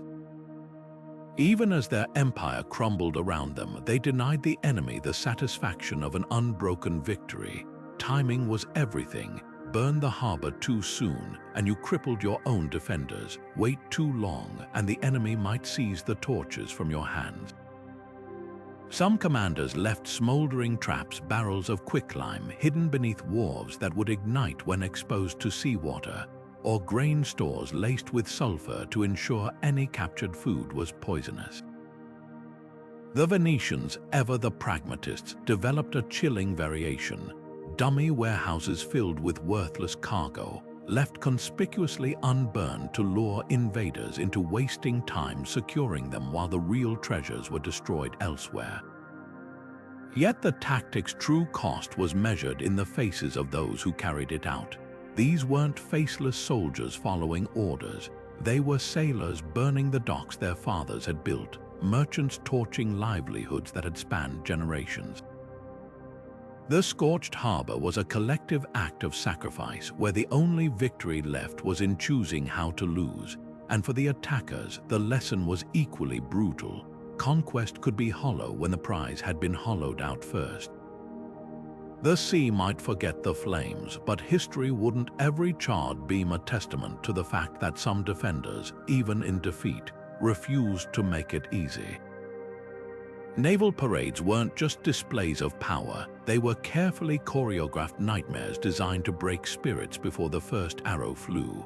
Imagine standing on the battlements as the horizon darkens not with storm clouds, but with an unbroken line of warships, their oars rising and falling in perfect unison like the legs of some monstrous sea centipede.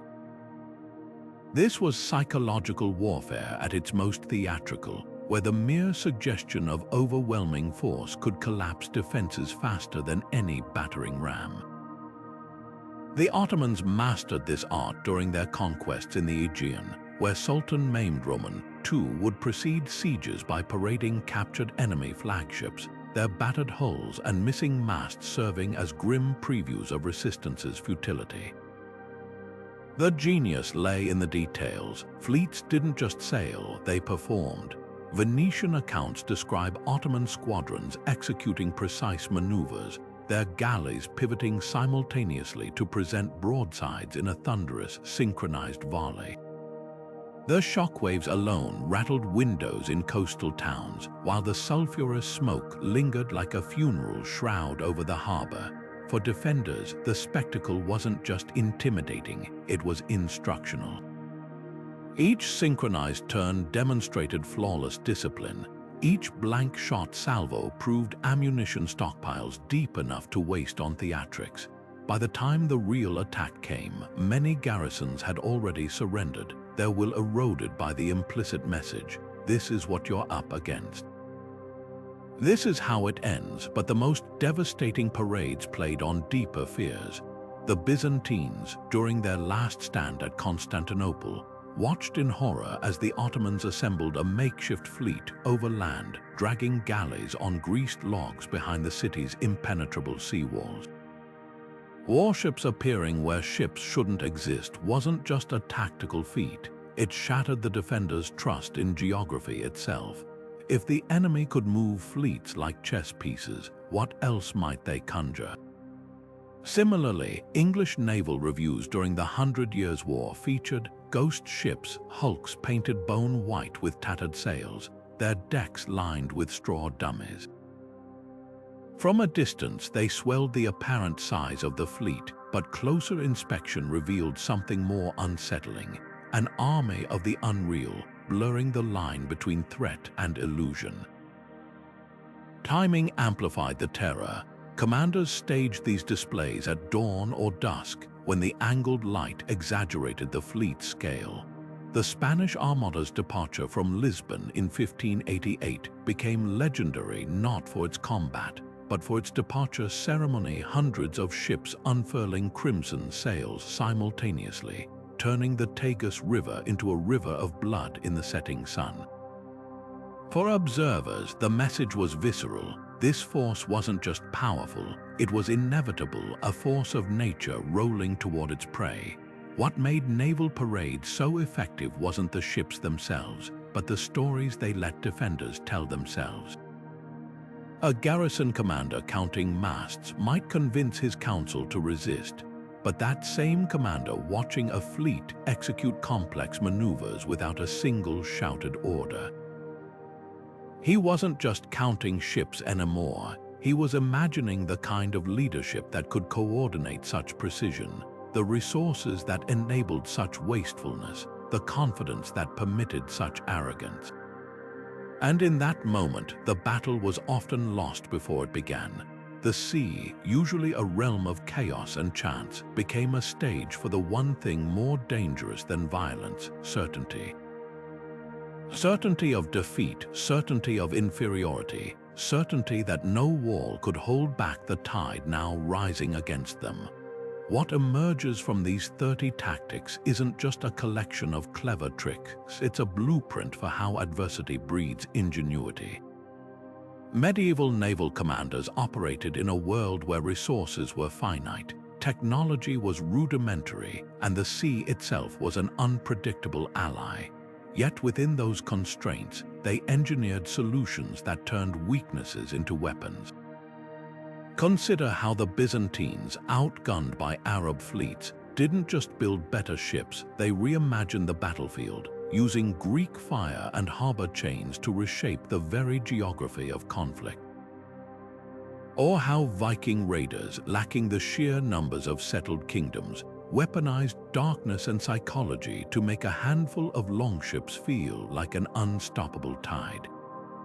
These weren't isolated flashes of brilliance, they were systematic innovations that followed a pattern: identify an enemy's expectation, then shatter it. The legacy of these tactics echoes far beyond the medieval world. Napoleon's fleet feigned disarray at Aboukir Bay to lure British ships into shallow waters, a direct descendant of the false retreats perfected by Byzantine Dromons centuries earlier. During World War II, Allied forces staged elaborate deceptions before D-Day, using inflatable tanks and radiostatic to mimic phantom armies, an evolution of the decoy fleets that once fooled defenders at Acre.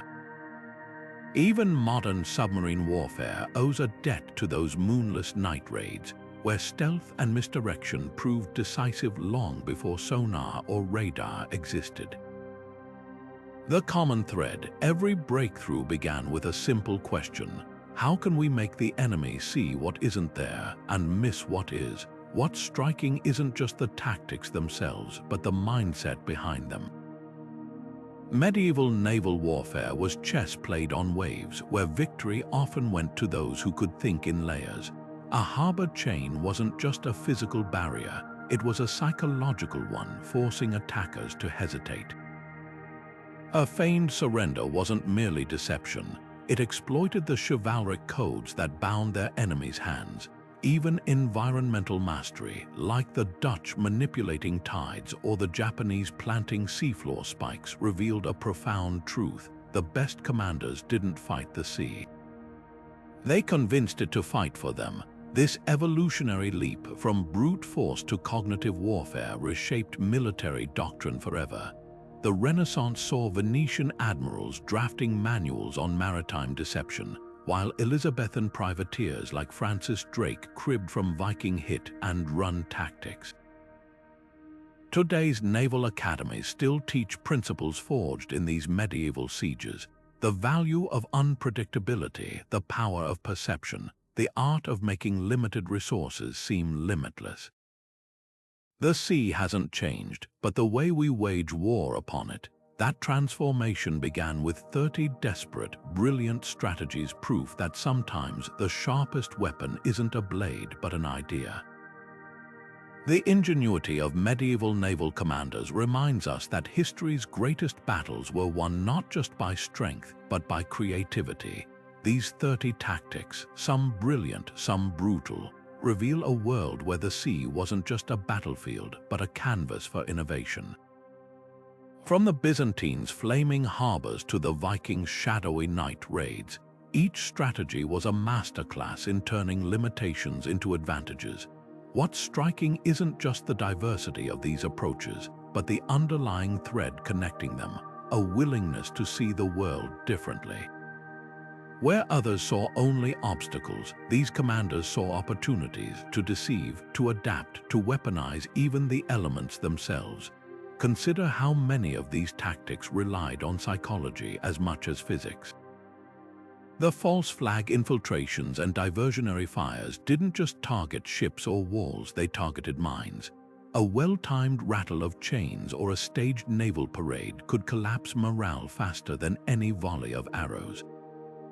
This was warfare that understood a fundamental truth: the most vulnerable point in any defense isn't the weakest stone in the wall, but the doubt creeping into the defender's thoughts.